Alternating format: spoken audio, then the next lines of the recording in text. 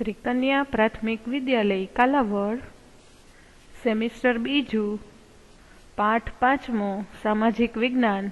આપણે જોઈએ કે ભારતના ક્રાંતિવીરો, જે બધા ક્રાંતિવીરો જે ભારતમાં થઈ ગયા છે, ઘણા બધા ક્રાંતિકારીઓ એવા હોય છે કે જે પોતાની નામના છે એ મેળવી ચૂક્યા હોય, અને ઘણા બધા ક્રાંતિકારીઓ એવા હોય છે કે એનું અમુક પાઠ્યપુસ્તક સુધી જ એનું છે એ બધું મર્યાદિત છે, એનું આખું જીવન ચરિત્ર થઈ જતું હોય છે. તો એવા જ ઘણા બધા ક્રાંતિકારીઓ છે જે આપણા ભારતમાં થઈ ગયા, કે દેશને આઝાદ કરવા માટે થઈ અને જે લોકોએ તનતોડ જે મહેનત કરેલી છે એના વિશેની માહિતી છે એ આપણે આ પાઠમાં મેળવવાની છે. તો હવે આપણે પાઠની શરૂઆત કરીએ. ભારતના ક્રાંતિવીરો આપણા દેશની સ્વરાજ યાત્રાના લાંબા ગાળાની જે નામી અનામી છે, કે ઘણી બધી સ્કૂલો હોય છે, તો અહીંયા બધી આપણા જે રાષ્ટ્રીય તહેવારો છે એની ઉજવણી થતી હોય છે, ત્યારે આપણે ઘણી બધી વાર છે એ બધા નેતાઓના પરિચય છે એ આપણે ઘણી બધી વાર સાંભળેલા હોય છે. તો એવી જ રીતે છે એ આ પાઠમાં આપણે જોઈએ કે આપણા દેશની જે સ્વરાજ યાત્રાના લાંબા ગાળામાં નામી અનામી અનેક શહીદો છે જે થયા છે, અને 1857ના સ્વાતંત્ર્ય સંગ્રામ પછી, એટલે કે આપણે જે પહેલા સેમિસ્ટરનો સૌથી છેલ્લો પાઠ જે આપણે જોયો છે 1857નો સ્વાતંત્ર્ય સંગ્રામ, કે એના પછી છે એ દેશમાં અંગ્રેજ સરકાર સામે છે એ વ્યક્તિગત રીતે સંગઠન કરી અને હથિયાર ઉપાડનારાઓ એટલે કે વીરોની મર્દાનગી છે એની કથાઓ આજે એમ કે આપણે ગર્વથી યાદ છે એ આપણે કરતા હોઈએ છીએ. યુવકોએ વીરતાપૂર્વક હથિયાર ઉપાડ્યા તેઓ આપણા દેશના ઇતિહાસમાં છે એ ક્રાંતિકારીઓ તરીકે છે એ જાણીતા બનેલા છે, અને તેમની પ્રવૃત્તિઓ છે એ ક્રાંતિકારી પ્રવૃત્તિઓ ગણાય છે. તો કે આ પ્રવૃત્તિમાં શિક્ષિત, અશિક્ષિત, રાજવંશી અને સામાન્ય જનોએ પણ આજે 1857નો જે સ્વાતંત્ર્ય થયો એના પછી દેશને આઝાદી માટે થઈ અને જે બધા લોકોએ જે પ્રયત્નો કરેલા છે એની અહીં વાત કરવામાં આવે છે કે ભારતના બધા ભાગોમાં ઓછા વધતા પ્રમાણમાં છે એ ક્રાંતિકારી પ્રવૃત્તિ છે વહેલી મોડી છે એ અવશ્ય થઈ હતી. અને મહારાષ્ટ્રમાં આ ક્રાંતિના પ્રણેતા અને ક્રાંતિકારી પ્રવૃત્તિના પ્રથમ શહીદ કોણ હતા? તો કે વાસુદેવ બળવંત ફડકે. બરાબર, તમને ખબર હોય તો કે તમે ભગતસિંહ ને જે બધી પિક્ચરો છે એ તમે જોઈ હોય તો તમને ખ્યાલ આવે કે કઈ રીતે છે એ સમયમાં લોકો છે એ આઝાદી માટે થઈ અને ઝઝુમ્યા હશે. બરાબર, આપણે જોઈએ વાસુદેવ બળવંત ફડકે. બરાબર, દરેકની પંક્તિ પણ આમાં સાથે સાથે આપેલી છે, તો દરેક વિદ્યાર્થીઓ છે એ જોશે જેથી કરી અને તમને ખબર પડે કે ઈ સમયમાં છે એ કેવું બધું હતું. ચલો આપણે જોઈએ કે ભારતના ક્રાંતિકારી પ્રવૃત્તિની સૌ પ્રથમ શરૂઆત કરનાર, બરાબર, આ તમને પરીક્ષામાં પણ પ્રશ્ન છે એ પૂછાય છે કે વાસુદેવ બળવંત ફડકે હતા. તેઓ પુણેમાં નોકરી કરતા હતા. અંગ્રેજ સરકારના અન્યાયી ત્રાસથી કંટાળીને વાસુદેવ ફડકે છે એ નોકરી છોડી દીધી હતી. એટલે કે દેશને ગુલામીમાંથી મુક્ત ન કરું ત્યાં સુધી છે એને છે એવી પ્રતિજ્ઞા લીધી કે કપાળ ઉપર ચંદન ન લગાડવાની પ્રતિજ્ઞા છે એ એમને લીધી, તથા કેસ કર્તન એટલે કે માથું પણ છે એ ઓળે નહીં, અને એના જે બાલદાઢી જેને આપણે કહીએ, બરાબર, એ પણ કેવા તો કે વધેલા રાખશે, એવી એમને પ્રતિજ્ઞા છે એ કોણે લીધી હતી? તો કે વાસુદેવ બળવંત ફડકે છે એ એમને લીધેલી હતી. અંગ્રેજ સરકાર સામે દેશવ્યાપી સશસ્ત્ર સંગઠનની ગુપ્ત યોજનાઓ છે એ એમણે પોતે બનાવેલી હતી. અંગ્રેજ સરકારે ફડકેના માથા માટે ₹4000નું ઇનામ જાહેર કર્યું હતું કે કોઈ છે ઈ આને પકડી લે, વાસુદેવ બળવંત ફડકે, અને કોની સામે એની રજૂઆત કરે? તો કે અંગ્રેજ સરકારની સામે છે ઈ એની રજૂઆત કરે.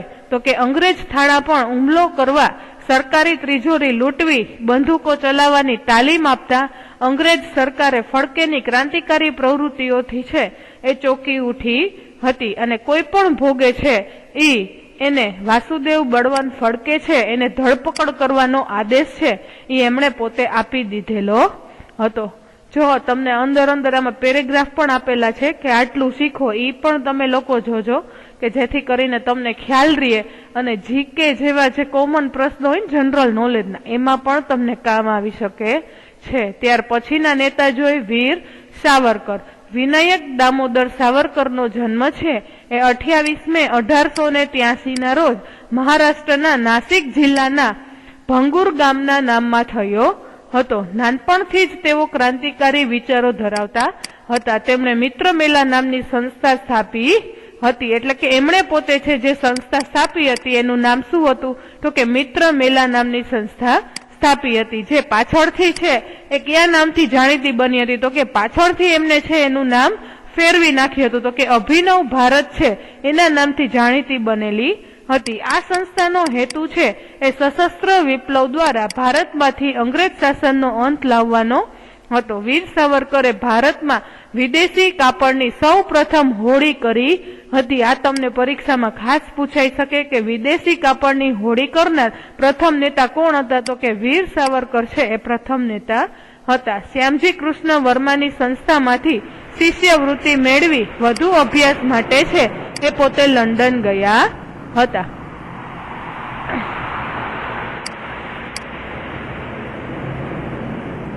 સાવરકરે 1857માં ભારતનો પ્રથમ સ્વાતંત્ર્ય સંગ્રામ નામનું પુસ્તક પણ તેમણે લખ્યું હતું, જે પ્રકાશન પહેલા જ એને પ્રતિબિંબ થયેલું વિશ્વનું પ્રથમ પુસ્તક હતું. આ પણ તમને પરીક્ષામાં પૂછાઈ શકે. અંગ્રેજ અફસરની હત્યામાં વપરાયેલી પિસ્તોલના ગુનામાં તેમના પર છે અદાલતના કેસ ચાલ્યા અને તેમને આજીવન છે એ કાળા પાણીની સજા થતા એમને આંદમાન જેલમાં છે એ મોકલવામાં આવ્યા હતા અને ત્યાં તેમની તબિયત છે લથડતા ભારતમાં એમણે નજરકેદ રાખવામાં આવ્યા હતા અને 26મી જાન્યુઆરી 1966માં છે એ વીર સાવરકર એટલે કે મૃત્યુ પામ્યા હતા.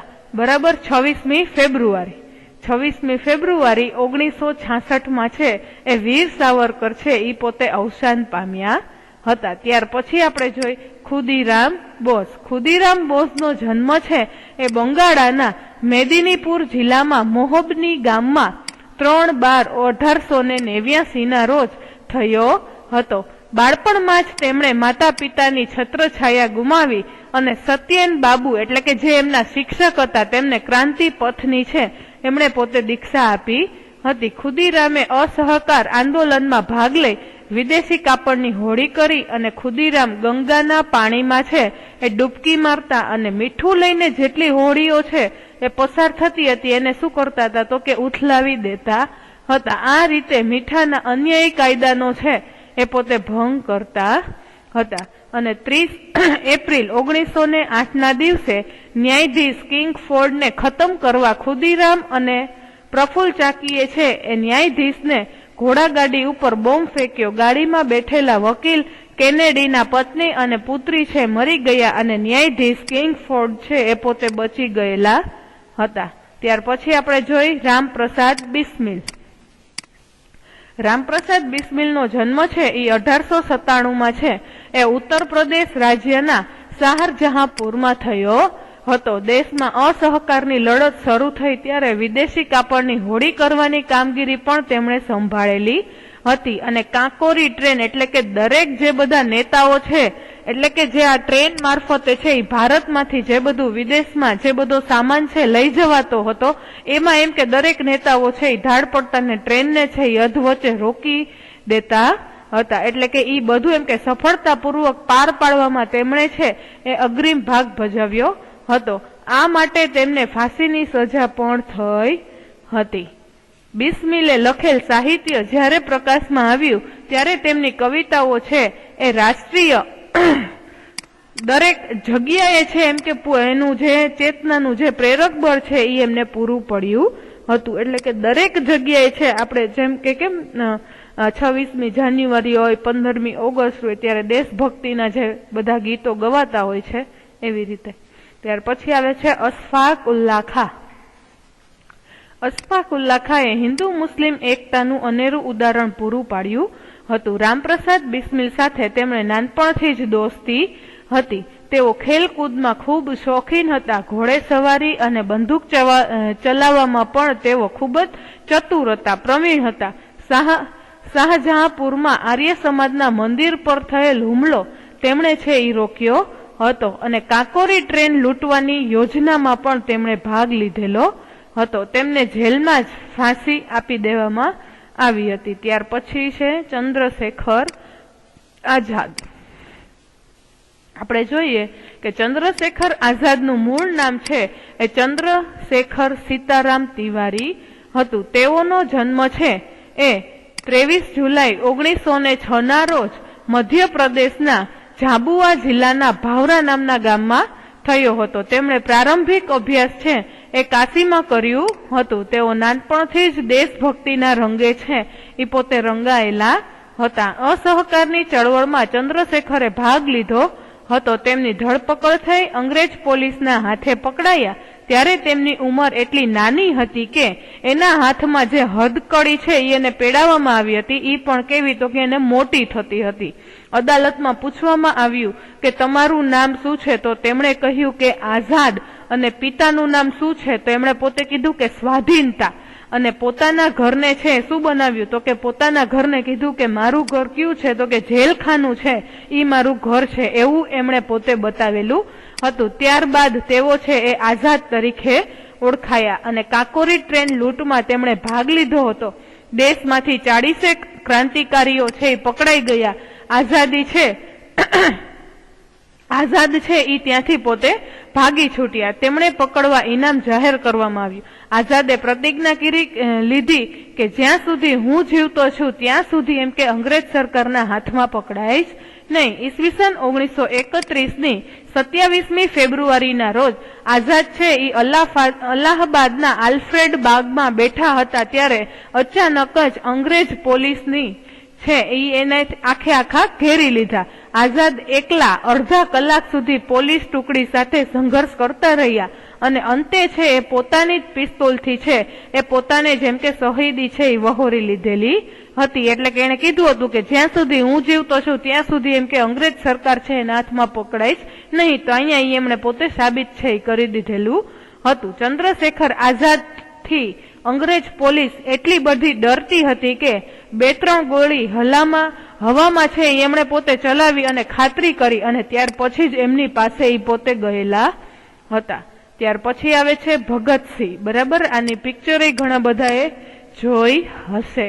ભગતસિંહનો જન્મ છે એ પંજાબના લાયલપુર જિલ્લાના બંગા નામના ગામમાં થયો હતો. 28 સપ્ટેમ્બર 1907ના રોજ થયો હતો. અસહકારની ચળવળ વખતે તેઓ વિદેશી કાપડની હોળી કરવાના કાર્યક્રમમાં જોડાયા હતા. લાહોર નેશનલ કોલેજમાં ભણવા ગયા ત્યારે તેમને છે એ સુખદેવ અને ભગવતી ચરણ અને યશપાલનો પરિચય છે એમણે પોતાને થયેલો હતો. તેમના ક્રાંતિકારી વિચારોને છે એ ઘણું બધું પીઠબળ મળ્યું હતું. 1928માં 8મી એપ્રિલ ભગતસિંહ અને બટુકેશ્વર દત્તે છે એ ધારાસભામાં છે શું કર્યું તો કે બોમ્બ ફેંક્યો હતો.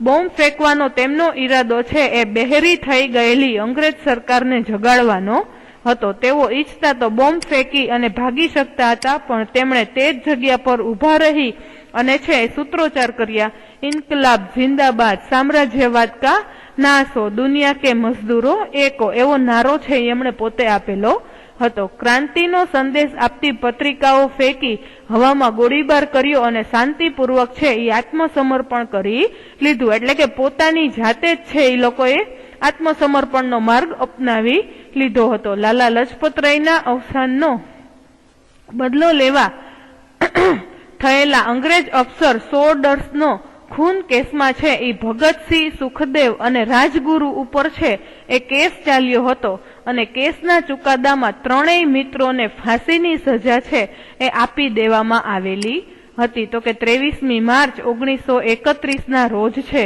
એ તેમણે ફાંસી છે એ આપી દેવામાં આવેલી હતી. ત્યાર પછી આપણે આગળ જોઈએ. ત્યાર પછી છે શ્યામજી કૃષ્ણ વર્મા.